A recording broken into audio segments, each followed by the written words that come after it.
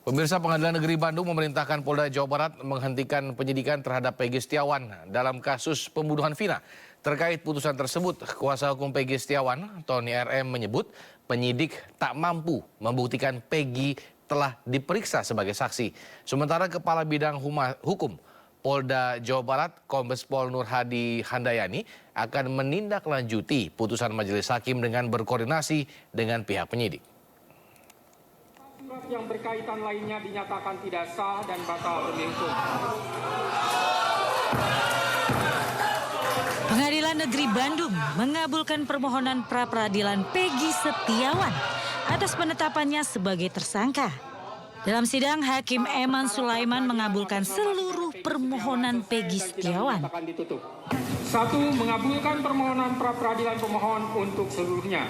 2. Menyatakan proses penetapan tersangka kepada pemohon berdasarkan surat ketetapan nomor Estaf garing 90 garing 5 Romawi garing Res 124 garing 2024 garing Diskreskrimum tanggal 21 Mei 2004 atas nama Peggy Setiawan beserta surat yang berkaitan lainnya dinyatakan tidak sah dan batal demi hukum.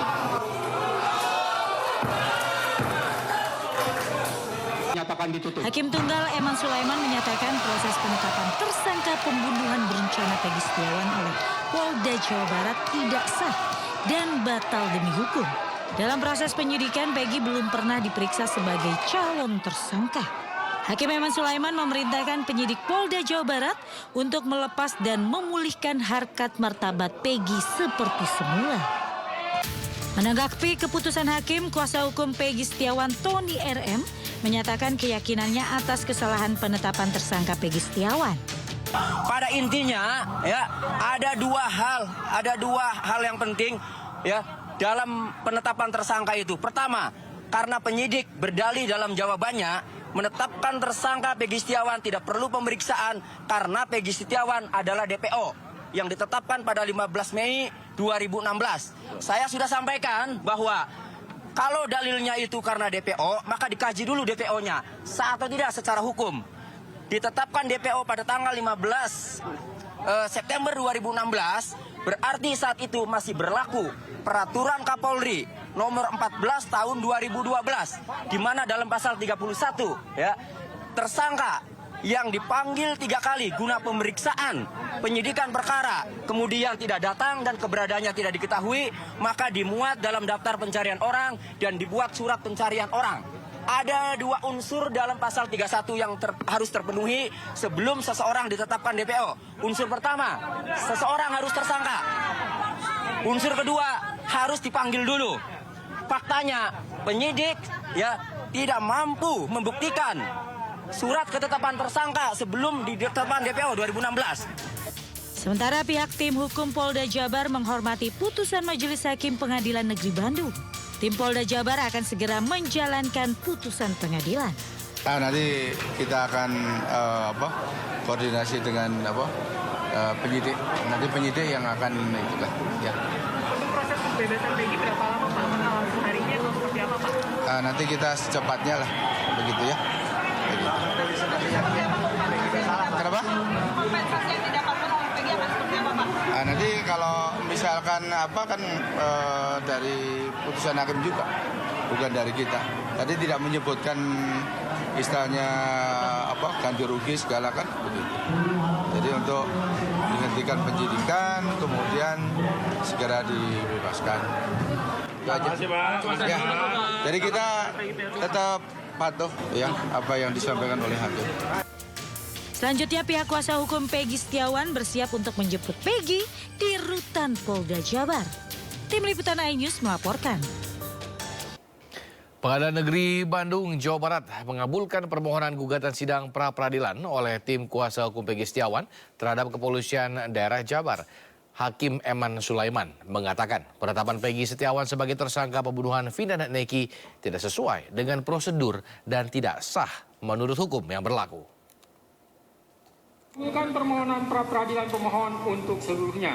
2. Menyatakan proses penetapan tersangka kepada pemohon berdasarkan surat ketetapan nomor Estab garing 90 garing 5 Romawi garing Res 124 garing 2024 garing Diskreskrimum tanggal 21 Mei 2004 atas nama Peggy Setiawan beserta surat yang berkaitan lainnya dinyatakan tidak sah dan batal demi hukum.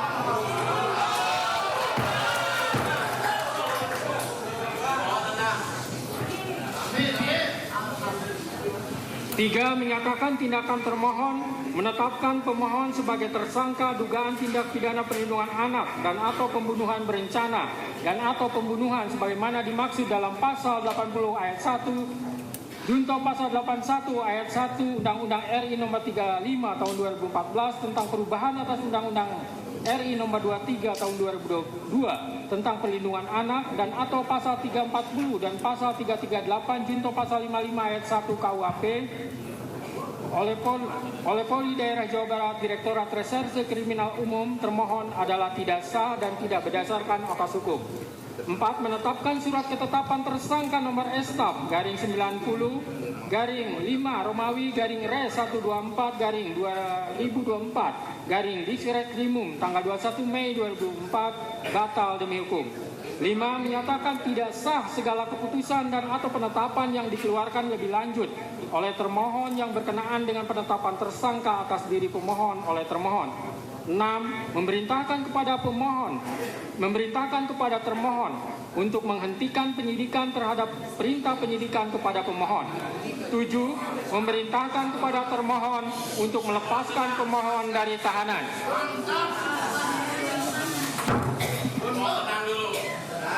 8. Memulihkan hak pemohon dalam kemampuan, kedudukan, dan harkat serta martabatnya seperti sedia kala. Dan 9. Membebankan biaya perkara kepada negara. Demikianlah diputus pada hari ini Senin, tanggal 8 Juli 2024. Tentu dari Polda Jabar kami akan mematuhi putusan sidang pra-peradilan yang telah diputuskan oleh Hakim Tunggal pra-peradilan untuk tersangka PS. Yang kemudian yang kedua, tentunya kami dari Polda Jabar, penyidik, akan menjalankan segala putusan hakim pada sidang pra-peradilan tersangka PS. Kami mendapatkan gelar perkara, kemudian juga kami mengikuti persidangan hari ini. Di antaranya yang kami cermati adalah pertimbangan hakim. Teman-teman juga sudah mengikuti tadi. Dari beberapa pertimbangan hakim itulah menjadi masukan kami.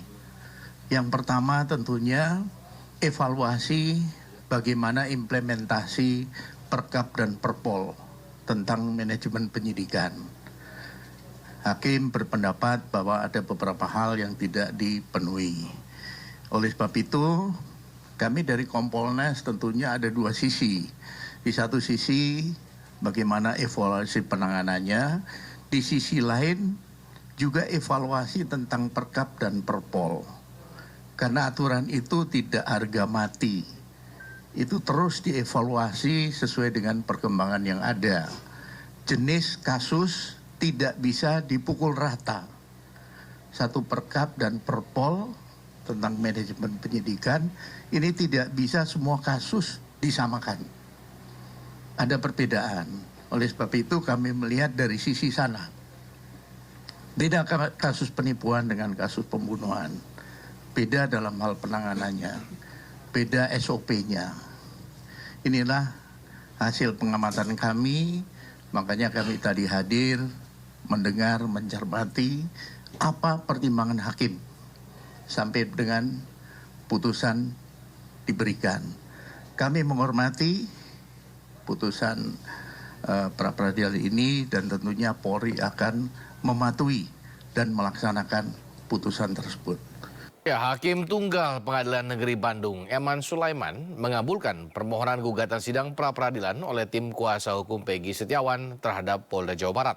Hakim meminta penyidik untuk segera menghentikan penyidikan terhadap Peggy.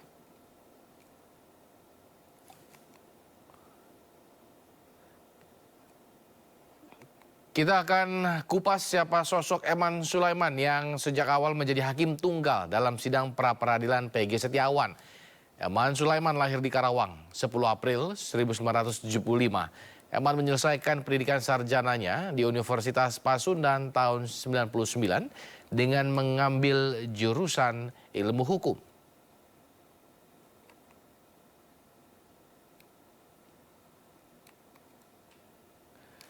Sepak terjang Eman Sulaiman di bidang hukum juga sudah tidak diragukan. Belasan tahun Eman bertugas dan juga memimpin lembaga peradilan di sejumlah daerah.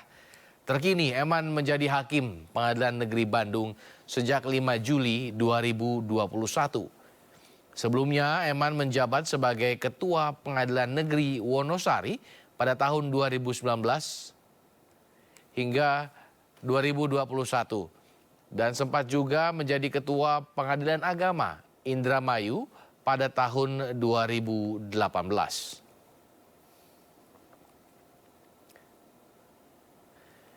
Eman juga pernah menjadi Ketua Pengadilan Rotendao pada 2017-2018. Kemudian Wakil Ketua PN Pangkalan Bun tahun 2016 dan mengawali karirnya pertama kali sebagai hakim di Pengadilan Agama Subang tahun 2009.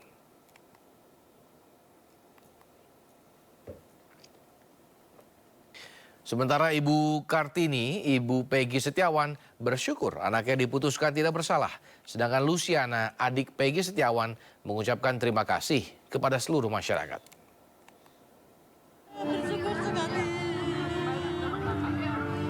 Tangis bahagia Ibunda Peggy Setiawan pecah saat mendengar sang anak akan segera bebas. Menurut sang ibu, Peggy sudah terlalu menderita karena dituduh melakukan pembunuhan tanpa bukti yang jelas. Orang menjemput Peggy, Ibu? Iya, hari ini langsung jemput Peggy, langsung dibawa pulang. Kasihan Peggy di sana, sudah terlalu menderita, tidak pernah melakukan kesalahan. Anak saya telah di penjara. Bersyukur ya Bu ya berarti. Iya, bersyukur sekali. Kangen Amel bilang, Amel udah kangen banget sama Peggy. Dan hari ini Amel bakal ketemu Peggy. Terima kasih untuk semuanya yang sudah mendukung Peggy. Sebelumnya, Peggy ditetapkan sebagai tersangka kasus pembunuhan Vina dan Eki tahun 2016. bersyukur ya Bu ya berarti. Iya, bersyukur sekali. Tim Liputan iNews melaporkan.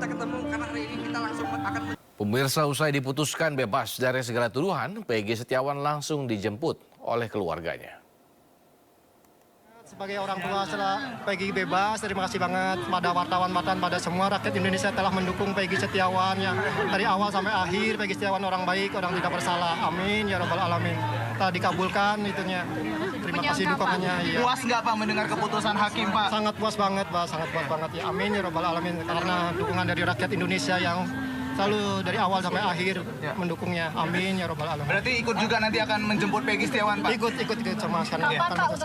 Sekarang nanti akan menjemput ya. Siap. Sebelumnya, kuasa hukum Peggy dan tim hukum Polda Jawa Barat saling beradu argumentasi melalui berbagai bukti dan saksi yang dihadirkan.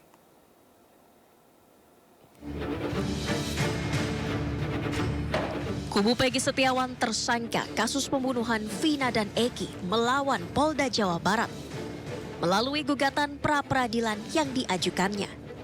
Sidang perdana pra-peradilan atas penetapan tersangka Peggy Setiawan digelar di Pengadilan Negeri Bandung Senin 1 Juli 2024 dengan dipimpin Hakim Tunggal Eman Sulaiman. Sidang perdana dimulai dengan pembacaan permohonan dari pihak Peggy Setiawan. Di hari kedua persidangan Selasa 2 Juli 2024, Polda Jawa Barat selaku termohon membacakan jawabannya atas gugatan pra-peradilan Peggy Setiawan. Polda Jabar menolak seluruh dalil yang disampaikan kubu Peggy Setiawan dalam surat permohonan. Polda Jabar meyakini penetapan Peggy sebagai tersangka sudah berdasarkan dan telah memenuhi barang bukti yang cukup dan sah. Atas jawaban Polda Jawa Barat, kubu Peggy Setiawan pun membalas melalui replik. Tim kuasa hukum Peggy menilai dalil yang disampaikan Polda Jawa Barat dalam persidangan melantur. Tim kuasa hukum Peggy juga menganggap penangkapan yang dilakukan terhadap Peggy tak sesuai prosedur. Pasalnya, tak ada satupun alat bukti yang menguatkan bahwa Peggy Setiawan adalah pelaku pembunuhan Vina dan Eki. Setelah adu argumen antara kuasa hukum Peggy dan Polda Jawa Barat, kubu Peggy Setiawan pun melanjutkan pembuktian. Melalui keterangan saksi, pihaknya menghadirkan 5 saksi fakta dan 1 ahli pidana untuk membuktikan kliennya tidak bersalah. Saksi yang dihadirkan yakni ahli pidana Suhandi Cahaya, Dede Kurniawan dan Suharsono alias Bondol, rekan kerja Peggy saat menjadi buruh bangunan, serta pasangan suami istri Agus dan Riana selaku pemilik rumah tempat kerja Peggy. Di hari keempat persidangan giliran Polda Jawa Barat untuk melakukan pembuktian, pihaknya menghadirkan 1 saksi ahli hukum pidana Agus Surodo. Dalam kesaksiannya, ahli pidana Universitas Pancasila ini menyatakan bahwa penetapan seseorang sebagai tersangka tak memerlukan surat panggilan, apalagi jika tersangka masuk dalam DPO. Tim Liputan iNews melaporkan. Terima kasih Anda masih bersama dengan kami di Sindo Sore. Pemirsa, kasus pembunuhan pasangan kekasih Vina dan Eki memasuki babak baru dengan digelarnya sidang putusan pra-peradilan di Pengadilan Negeri Kota Bandung hari ini. Dan berikut kami tampilkan perjalanan kasus pembunuhan Vina Eki sejak 8 tahun yang lalu.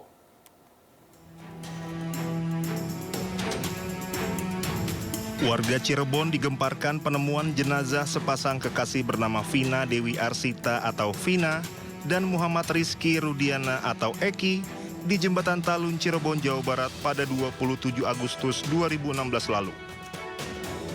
Awalnya kasus ini dilaporkan sebagai kecelakaan lalu lintas. Namun polisi menemukan sejumlah kejanggalan seperti kondisi motor yang mulus. Pada 28 Agustus 2016, polisi mulai melakukan penyelidikan. Kecurigaan polisi terbukti. Autopsi terhadap jenazah pasangan remaja ini menunjukkan mereka dibunuh dengan senjata tajam. Pada September 2016, polisi menangkap 8 pelaku yakni Jaya alias Kliwon, Supriyanto alias Kasdul, Eka Sandi alias Tiwul, Hadi Saputra alias Bolang, Eko Ramadhani alias Koplak, Sudirman, Rivaldi Aditya alias Ucil, dan Saka Tatal. Sedangkan 3 pelaku ditetapkan polisi sebagai DPO yakni Adni, Dani, dan Peggy Setiawan alias Peggy Perong. Film Vina sebelum 7 hari disambut positif masyarakat dan tembus 5 juta penonton. Film ini memberikan dampak positif terhadap perkembangan kasus Vina Eki yang kembali diusut setelah 8 tahun. Peggy Setiawan ditangkap polisi di Bandung. Polisi mengklaim Peggy Setiawan adalah sosok Peggy Perong yang buron selama 8 tahun. Namun Peggy Setiawan membantah dengan berteriak di hadapan wartawan. Tim kuasa hukum Peggy Setiawan yang dikomandoi Tony RM mendaftarkan gugatan pra-peradilan di Pengadilan Negeri Kota Bandung. Menurut Tony, saat pembunuhan Vina Eki terjadi, Peggy tengah bekerja menjadi kuli bangunan di Bandung. Senin 8 Juli 2024, Pengadilan Negeri Bandung, Jawa Barat mengabulkan permohonan gugatan sidang pra-peradilan tim kuasa hukum Peggy Setiawan terhadap Kepolisian Daerah Jawa Barat. Hakim meminta penyidik segera menghentikan penyidikan terhadap Peggy. Tim Liputan iNews melaporkan.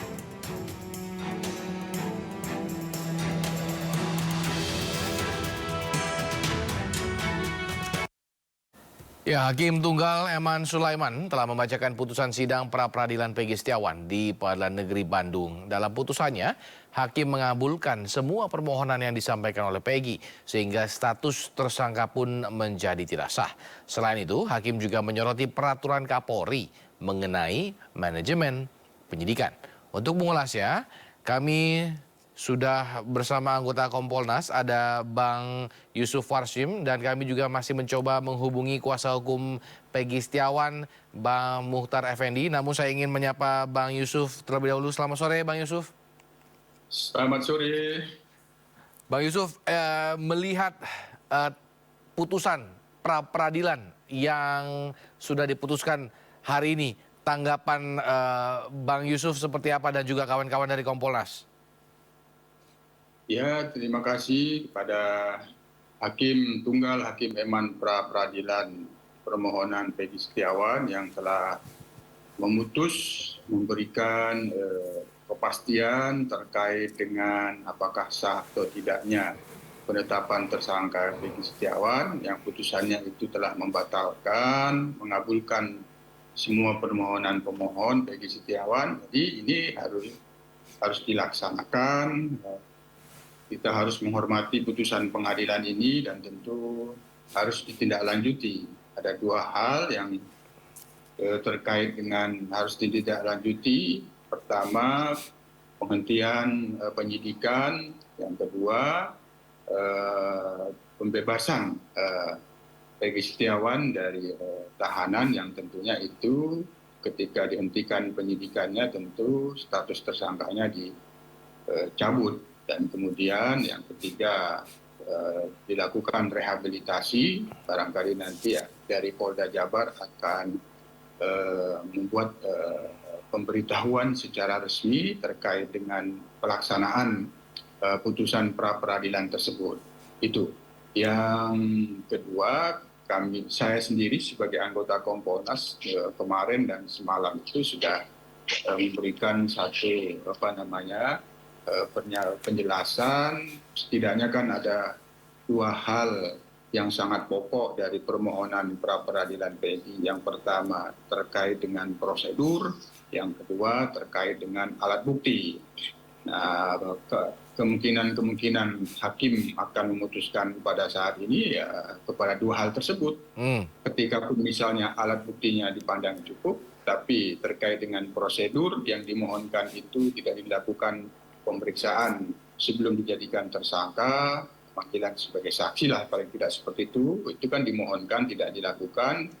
Nah, itu atau ya kedua-duanya. Nah, sekarang sudah ada putusan pra peradilannya ya, yang paling utama dan pertama itu dihormati dan ditindaklanjuti oleh penyidik.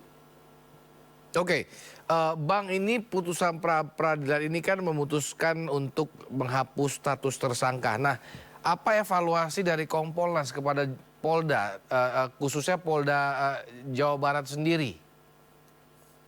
Ya, ini kan kami sendiri sebagai pengawas dari sejak awal itu melakukan pemantauan, melakukan pengawasan sampai berlangsungnya ada upaya pra peradilan, dan pada hari ini juga tim Kompolnas langsung memantau di peradilan. Nah, kami sendiri pada saat melakukan pemantauan langsung pada tanggal 28 Mei 2024 terkait dengan penangkapan dan penetapan tersangka Peggy Setiawan yang itu diyakini oleh penyidik memiliki bukti bahwa itu yang disebut di dalam putusan pengadilan Peggy alias Peron, tentu kami waktu itu bersaran perlu dimintakan pendapat ahli hukum pidana, termasuk kaitannya dengan adanya pernyataan 3 menjadi 1. Nah, terkait dengan prosedur dan alat bukti, memang kami pantau penyidik telah meminta keterangan ahli hukum pidana lebih dari 1. Nah, termasuk kemarin kan di dalam sidang, dalam fakta persidangan, kuasa hukum Polda Jabar kan mengajukan ahli yang itu memang pendapat ahlinya berbeda daripada ahli yang diajukan oleh pihak Peggy Setiawan oleh pihak kuasa hukum. Nah, di situ artinya memang ya tinggal hakim bagaimana meyakini fakta-faktanya seperti apa. Ya, hakim sekarang keyakinannya yaitu mengabulkan permohonan pemohon. Jadi itu yang tentu menjadi bahan sekali lagi analisa dan evaluasi untuk selanjutnya bagaimana yang akan dilakukan oleh penyidik Polda Jabar. Yang paling utama setelah ada putusan ditindaklanjuti dan dilakukan analisa dan evaluasi proses penanganannya selama ini itu dilakukan terlebih dahulu. Yang ketiga, penyidik Polda Jabar tetap memiliki beban untuk melanjutkan bagaimana status DPO yang disebut di dalam putusan pengadilan untuk memberikan kepastian yang disebut dengan Peggy alias Peron itu. Tapi tentu kita sarankan dilakukan dulu analisa dan evaluasi yang didasarkan pada putusan pra peradilan yang hari ini telah dibacakan. Oke, Bang Yusuf, ini kan Kompolnas mengawasi juga waktu penetapan tersangka seperti itu ya. Semua memiliki narasi Polda Jabar itu terburu-buru dalam menentukan Peggy Setiawan tersangka seperti itu. Tapi Kompolnas mengetahui nggak sih apakah ada alasan di balik hal tersebut? Apakah cuma karena memang Polda meyakini cukup alat buktinya sehingga bisa menjadikan tersangka, padahal seharusnya ada SOP yang harus dilewati terlebih dahulu dalam menentukan tersangka, Bang Yusuf? Ya, ini kan terkait dengan bagaimana memahami peraturan perundang-undangan terkait dengan prosedur. Itu dulu. Nah, kami sendiri kan untuk meyakinkan itu bersaran dimintakan keterangan ahli dimintakan pendapat ahli hukum pidana. Dalam pendapat ahli hukum pidana seperti yang kita saksikan kemarin di dalam persidangan yang diusulkan itu kan keterangannya ya yang pasti penetapan tersangka itu kualifikasinya harus berdasarkan alat bukti yang cukup. Nah, kami sendiri memang telah mencatat terkait dengan prosedur itu, hanya kewenangan Kompolnas sendiri kan terbatas, tidak bisa memeriksa BAP yang dimiliki oleh penyidik. Karena itu kewenangan penyidik, karena kewenangan kita terbatas, tentu kami bersaran perlu dimintakan pendapat ahli hukum pidana. Apakah ini terkait dengan prosedur yang dimaksud di dalam Perkap? Sebenarnya Perkap itu kan ada dua sebenarnya itu. Ada Perkap tentang penyidikan tidak pidana. Nah, yang saat ini dipertimbangkan oleh Hakim Eman itu Perkap tentang manajemen penyidikan. Nah, tentu sekarang ini yang dipertimbangkan oleh Hakim Eman itu adalah wujud objektivitas. Ada dua pendapat ahli yang sudah diperiksa di dalam sidang pra peradilan. Dari situ sudah bisa diambil bagaimana pendapatnya. Yang itu yang sudah dipertimbangkan oleh Hakim Eman itu sudah terlihat bahwa sebagaimana yang kami maksud pun semalam ada dua hal. Pertama prosedur, yang kedua alat bukti. Ketika prosedur itu yang disorot, maka disitulah menjadi titik lemah penyidikan ini, sehingga penyidikan ini tidak sah, penetapan tersangka Peggy Setiawan tidak sah. Setidaknya kan begini, dalam bahasa ahli hukum pidana itu dua. Pertama, menemukan yang dimaksud tersangka, yang kedua menetapkan tersangka. Itu prosesnya. Nah, disinilah bahan evaluasi kita berdasarkan putusan pra peradilan ini terkait dengan proses menetapkan tersangka itu, yang di sini disorot oleh Hakim Eman terkait dengan belum adanya pemeriksaan terhadap Peggy Setiawan sebelum ditetapkan tersangka.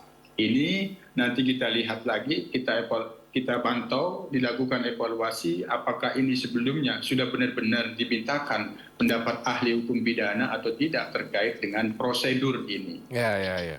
Oke, berarti Bang Yusuf ini tolong dikoreksi ya. Berarti polisi sebenarnya masih mempercayai bahwa Peggy yang saat ini ditahan waktu itu adalah tersangkanya, seperti itu ya. Jadi yang masih menjadi klausul atau concern pra peradilan ini dimenangkan oleh Peggy adalah hanya karena SOP-nya yang dilewati. Seperti itu, apakah begitu Bang Yusuf? Ya, sementara seperti itu, tapi untuk lebih detail berdasarkan putusan pra peradilan perlu dilakukan analisa dan evaluasi. Apa yang menjadi landasan pada waktu itu, penyidik hanya merujuk pada kualifikasi minimal 2 alat bukti yang itu dimiliki oleh penyidik, sehingga hanya berdasarkan putusan pengadilan yang statusnya disebut DPO, sehingga ditangkap pada tanggal 21 Mei yang kemudian ditetapkan sebagai tersangka. Itu nanti kita akan evaluasi kembali Apa yang mendasari pada waktu itu, kami sendiri kan tidak bisa memberikan judgement pada waktu itu. Yang kami sarankan meminta keterangan ahli hukum pidana, termasuk kaitannya dengan 3 menjadi 1 itu, agar secara formil memiliki landasan kuat ketika diajukan upaya pra-peradilan, ya betul-betul yakin bahwa sudah sesuai prosedur. Inilah yang perlu dilakukan sekali lagi, analisa dan evaluasi dengan mendasari pada putusan pra-peradilan. Next, ini mau seperti apa kaitannya dengan beban,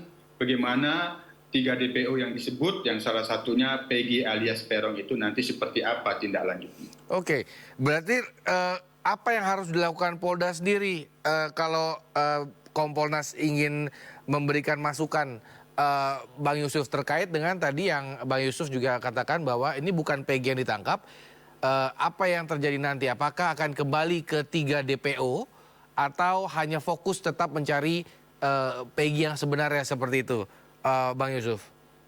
Kami sendiri Kompolnas tentu agar lebih detail bersaran dan memberikan masukan, kami akan lakukan pendalaman terhadap putusan pra-peradilan ini yang secara lengkap, pertimbangan-pertimbangannya kita akan lihat, sehingga yang pasti sementara ini Peggy Setiawan tidak bisa lagi dilakukan penyidikan apabila alat buktinya yang itu disampaikan ke pra-peradilan.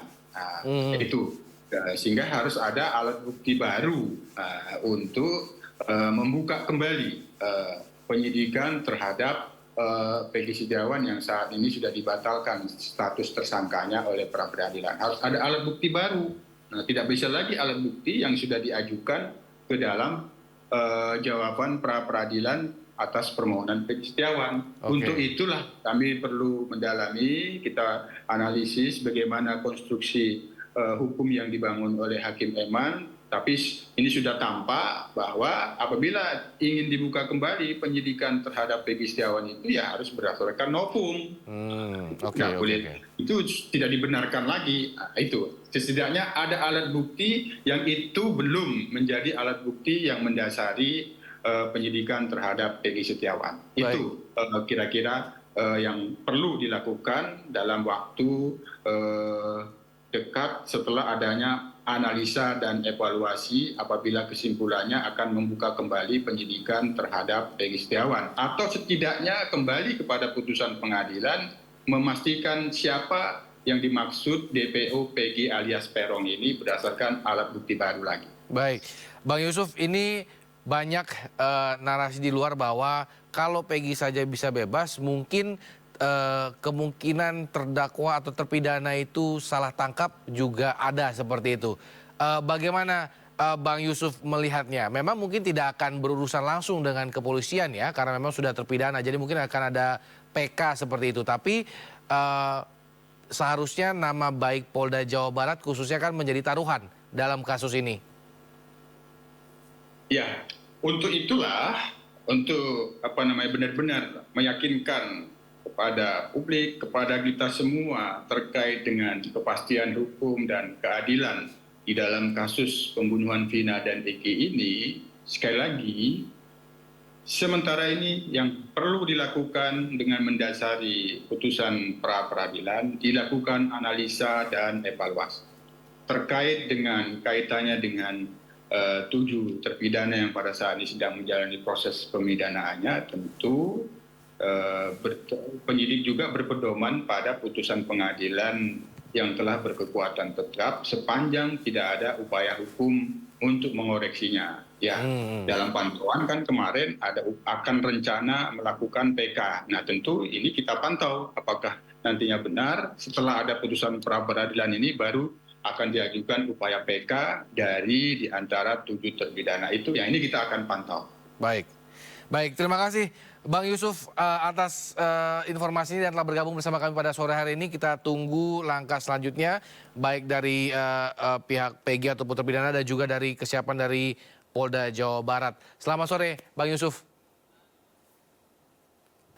Ya, Pengadilan Negeri Bandung mengabulkan permohonan pra-peradilan Peggy Setiawan atas penetapannya sebagai tersangka. Dalam sidang, Hakim Eman Sulaiman mengabulkan seluruh permohonan Peggy Setiawan.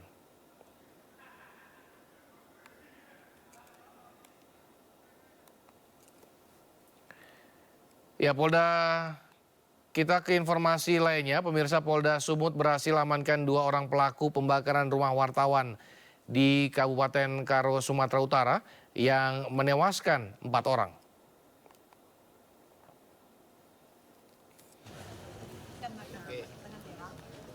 Usai mengamankan 2 pelaku pembakaran, polisi masih terus menyelidiki kasus ini karena memungkinkan pelaku akan bertambah.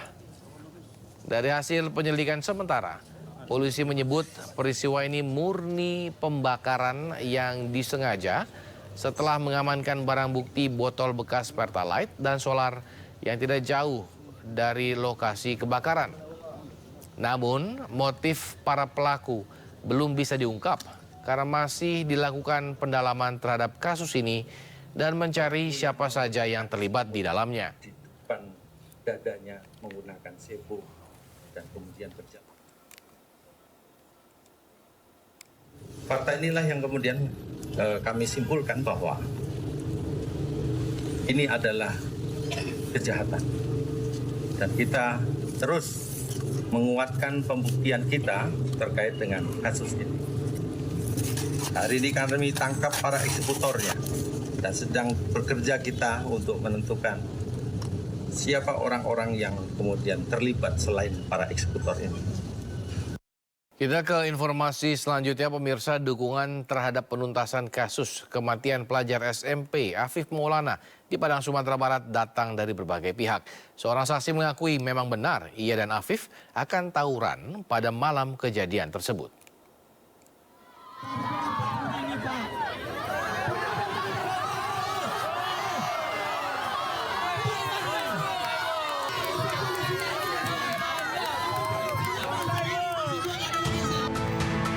Ratusan mahasiswa dari Aliansi Badan Eksekutif Mahasiswa Sumatera Barat berunjuk rasa di depan Polda Sumbar di Kota Padang. Mahasiswa menuntut agar Kapolda Sumbar segera menuntaskan kasus tewasnya Afif Maulana, bocah SMP yang tewas diduga akibat dianiaya personil polisi. Kami menuntut keras bahwasanya Polda Sumatera Barat harus mengusut tuntas kasus Afif Maulana dengan secepat-cepatnya. Tidak ada yang ditutup-tutupi dan tidak dialih faktakan semuanya. Yang ketiga, kami mengutuk keras segala macam bentuk penyiksaan terhadap rakyat, segala macam bentuk penindasan kepada rakyat sendiri. Karena pada hari ini polisi seharusnya mengayomi masyarakat, tidak menindas rakyat. Kalau terbuka hadir di sini, Pak. Kalau terbuka di sini, Pak. Mana saksi-saksinya? Saksinya udah diturutin. Sampai saat ini CCTV-nya kita selalu minta saksi, bukti, jangan katanya, jangan dugaan, katanya mau cepat selesai. Kami turut berduka cita dengan kejadian ini, sehingga kita berusaha secepatnya untuk menyelesaikan kasus ini.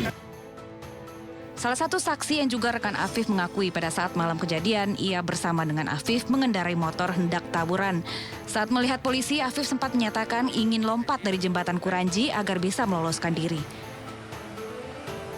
Terus berdirilah Adit sama Afif ini kan Pak, sebelah kiri di dekat trotoar Pak, di tengah jembatan. Afif ini ngomong sama dia, Bang, Pak, Bang melompat kita Bang. Dijawab, Pak, enggak deh Abang nggak melompat, Abang menaikkan diri aja. Abang mau cari handphone Bang dulu ya yang melompat adek. Pas adik ngebelakang si Afif mau cari handphone Pak, ketangkap Adit sama Pak polisi petugas Pak. Hingga kini Polda Sumbar masih menyelidiki kasus kematian Afif Maulana di Jembatan Kuranji, Kota Padang. Berdasarkan hasil otopsi forensik dan alat bukti, korban tewas akibat terjatuh dari atas jembatan. Kematian pelajar SMP itu menimbulkan kecurigaan adanya dugaan penganiayaan oleh personil polisi. Polda Sumbar telah memeriksa 17 anggota polisi yang bertugas pada malam itu dan bila terbukti melakukan pelanggaran prosedur saat menangkap pelaku tawuran, maka akan diberi sanksi disiplin. Dari Padang, Sumatera Barat, Budi Sunandar, iNews melaporkan.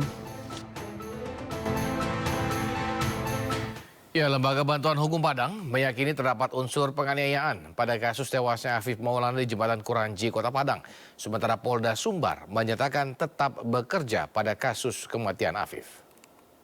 Lagi rekan-rekan, Polda Sumatera Barat sampai saat ini masih melanjutkan proses penyelidikan kasus penemuan mayat di Jembatan Kuranji. Dan kasus yang diduga pelanggaran oleh anggota di Polsek Kuranji. Ya, jadi masih melanjutkan kasus tersebut. Ya, sampai saat ini pihak dari Polrestra selaku penyidik masih tetap mencari saksi-saksi yang bisa kita lakukan pemeriksaan, yang bisa memberikan keterangan kuat sebenarnya Afif ini meloncat atau tidak. Ya, termasuk dari pihak-pihak lain, termasuk dari LBH. Memang kami melihat dari foto korban, ini pengalaman kami dalam menangani kasus-kasus penyiksaan oleh kepolisian. Memang di tubuh korban itu kan tidak bisa dibohongi, ada tanda-tanda kekerasan. Dan kemudian kami juga bertemu dengan saksi-saksi lainnya, anak-anak itu ada tanda-tanda kekerasan juga yang muncul di tubuh mereka dengan berbagai bentuk. Nah, tentu itu meyakinkan kami ada tindakan penyiksaan yang mereka rasakan. Ketika kami menanyakan siapa yang diduga melakukan itu, mereka mengatakan bahwa ada kepolisian dan waktu itu memang sudah dikonfirmasi oleh penyidik ada patroli dari tim Sabara Polda Sumbar begitu.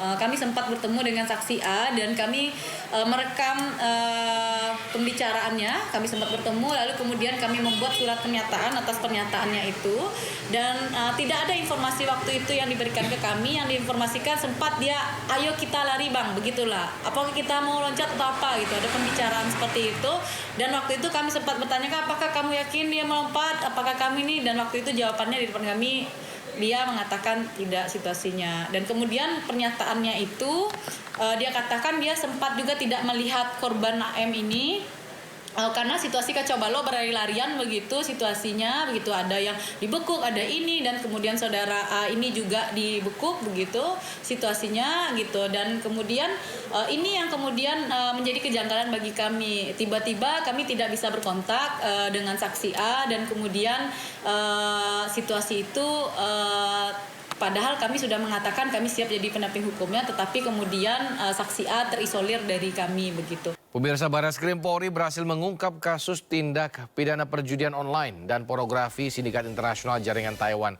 Situs judi online dan pornografi dikendalikan oleh warga negara asing Taiwan yang saat ini masuk DPO. Pengungkapan berlangsung di 6 provinsi yang berbeda di Indonesia, yakni di DKI Jakarta, Jawa Barat, Banten, Bali, dan Sulawesi Selatan. Direktorat Tindak Pidana Umum Barreskrim Polri membongkar kasus judi online dan pornografi jaringan internasional. Polisi mengungkap perputaran uang pada kasus judi online melalui aplikasi streaming yang mencapai 500 miliar rupiah. Praktik judi online dimulai sejak 2 Desember 2023 hingga April 2024 dan didapati 2 situs judi online. Satu diantaranya memberikan layanan live streaming pornografi. Kasus judi online dan pornografi terungkap pada Senin 24 Juni 2024. Adapun barang yang disita berupa 14 unit handphone, 2 laptop, dan perlengkapan live streaming. Pelaku dijerat Undang-Undang Nomor 11 Tahun 2008 tentang ITE dengan ancaman hukuman maksimal 10 tahun penjara dan denda 10 miliar rupiah.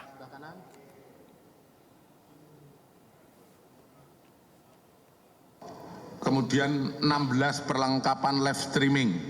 Pengungkapan tindak pidana perjudian online dan pornografi tersebut dilakukan di 6 provinsi dengan rincian sebagai berikut. Di Provinsi DKI Jakarta itu ada 2 TKP, yaitu di Jakarta Selatan dan Jakarta Barat. Kemudian Jawa Barat ada di Bandung. Kemudian di Banten ada di Tangerang. Jawa Tengah ada di Semarang dan Jepara. Kemudian di Bali ada di Klungkung. Sulawesi Selatan ada di Makassar.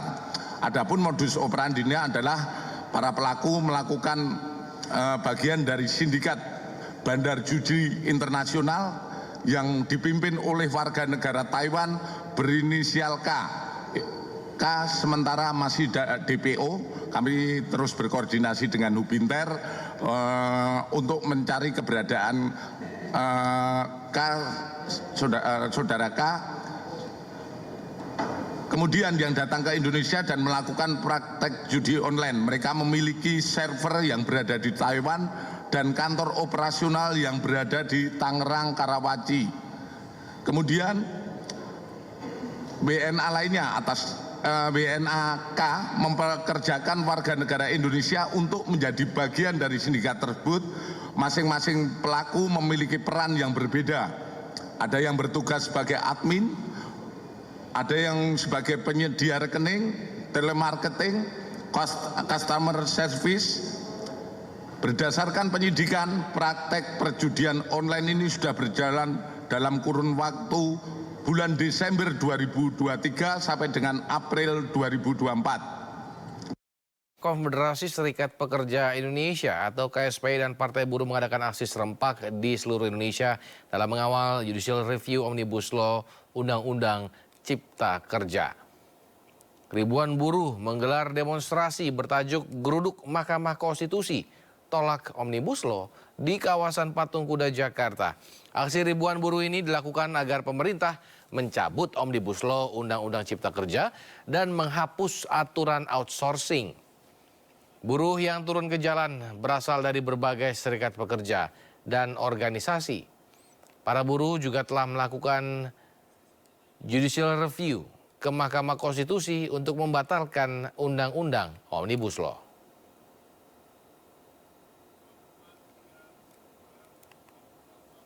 Semua naik upah itu nombok, bukan naik upah, nombok.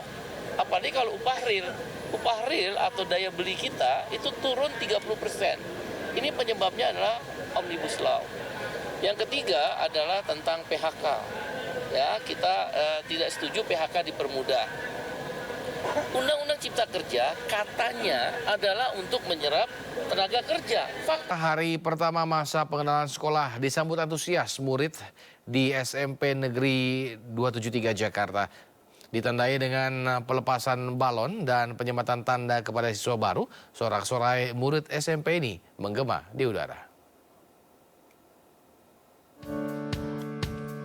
Seleksi penerimaan peserta didik baru telah usai.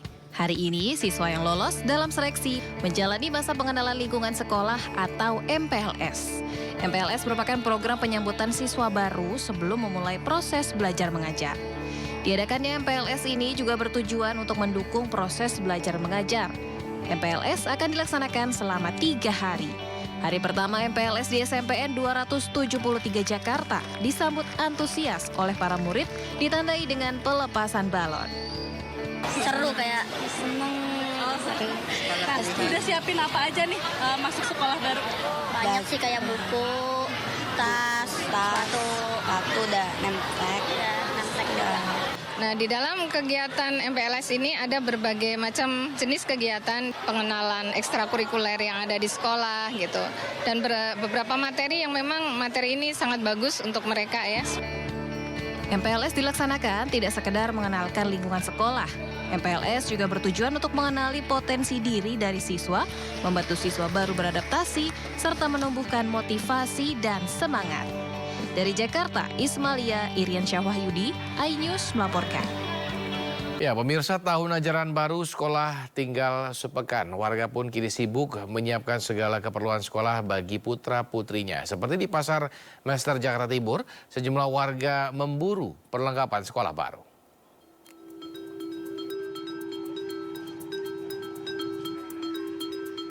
Jelang masuk sekolah tahun ajaran baru 2024-2025, toko perlengkapan sekolah di Pasar Mester Jatinegara, Jakarta Timur dipadati pembeli. Banyak orang tua murid belanja perlengkapan sekolah di Pasar Mester. Warga mengaku mereka sengaja ke Pasar Mester karena banyak pilihan, lengkap, dan harga yang relatif lebih murah. Selain buku tulis dan pensil, seragam sekolah menjadi perlengkapan yang paling banyak diburu orang tua. Belanja baju sekolah anak, seragam, maksudnya celana, baju, udah itu aja. Ibu kenapa nih jauh-jauh dari Depok? tapi belanjanya di sini? Kita belajar, maksudnya agak murah nyari yang ini pasar ini. Kalau Depok kan kayaknya jangkauannya kita ini dah agak mahal gitu. Pernah lagi SMP agak ini lebih ini terjangkau, ya terjangkau miring. Perbedaannya berapa tuh Bu? Perbedaannya ya 50.000 apa ini 30. Lebih lengkap, lebih banyak pilihan juga sih di sini. Kalau misalkan di pasar lain ada perbandingannya nggak Pak? Ya yang paling murah di sini karena ini pusat pembela ini sih buat belanja-belanja gitu. Oh di sini emang paling murah. Dari kalau dibandingkan pasar lain ada perbedaan harganya kira-kira? Ya lumayan lah, bangsa 5.000 sampai 10.000 lah. Meski demikian, salah satu pedagang seragam mengaku penjualannya menurun jika dibandingkan tahun lalu. Ya menurun ya teh. Iya karena ada berita jadi menteri itu pakaian sekolah mau diganti katanya. Nah, jadi pembelinya jadi ragu-ragu. Gitu aja. Dibandingkan tahun lalu berarti? Iya jauh menurunnya. Meski begitu, pedagang bersyukur karena musim liburan sekolah ini penjualan meningkat jika dibandingkan hari biasanya. Dari Jakarta, Wenda Nura, Rizky Ihwal, iNews melaporkan. Pemirsa MNC Peduli melalui program Generasi Cerdas Anak Bangsa memberikan bantuan buku bacaan dan alat tulis ke Rumah Baca Asa di Kabupaten Banyuwangi, Jawa Timur. Bantuan ini diberikan dalam rangka menyambut Hari Pustakawan 7 Juli tahun 2024 untuk meningkatkan literasi di kalangan anak-anak.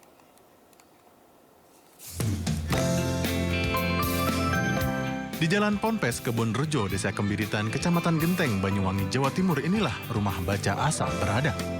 Didirikan oleh Asa Firza tahun 2012 lalu, Rumah Baca Asa tak pernah sepi pengunjung.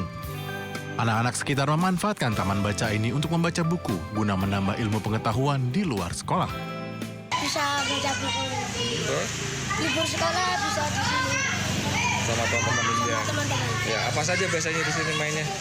Main bola voli, baca buku. Satu lagi juga perpustakaan keliling yang saya gerakkan. Dimulai dari 2014, alhamdulillah sampai sekian masih tetap bergerak, juga memfasilitasi anak-anak yang memang jauh dari perpustakaan, baik perpustakaan sekolah, baik perpustakaan daerah.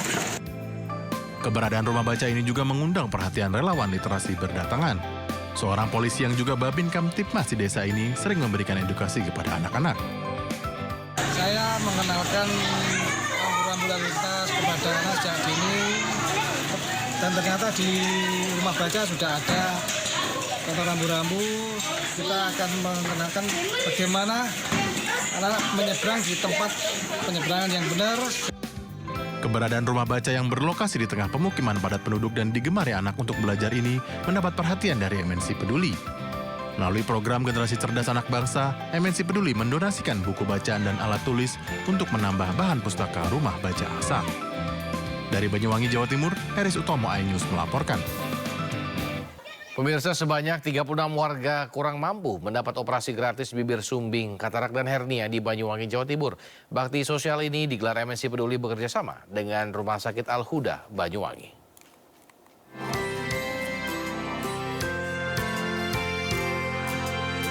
MNC Peduli menggandeng Rumah Sakit Al-Huda Genteng Banyuwangi untuk membantu warga kurang mampu mendapatkan layanan kesehatan berupa operasi gratis.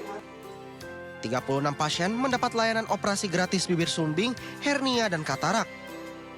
Para pasien ini berasal dari berbagai daerah di Banyuwangi. Mereka merupakan keluarga prasejahtera yang tidak memiliki jaminan kesehatan. Setelah menjalani operasi gratis ini, para pasien diharapkan kembali hidup sehat dan lebih produktif. Kami berharap wasiat dari pendiri ini bisa lebih luas lagi dengan bekerja sama dengan MNC Peduli. Di kali pertama ada 36 pasien kasus katarak, bibir sumbing, dan hernia, termasuk hernia untuk anak-anak bisa tercover dengan bekerja sama dengan MNC Peduli. Terima kasih buat MNC Peduli. Dari pasien yang nggak mampu itu katanya ada operasi mata gratis itu katarak. Itu saya didaftarkan. Nah, terus sekarang sudah bisa? Bisa. MNC Peduli bekerja sama dengan Rumah Sakit Al-Huda yang memiliki beberapa fasilitas dan peralatan medis yang canggih dan satu-satunya di Banyuwangi. Dengan alat medis yang sangat mumpuni ini, pasien di Rumah Sakit Al-Huda tidak perlu lagi berobat ke daerah lain. Dari Banyuwangi, Jawa Timur, Eris Utomo, iNews melaporkan.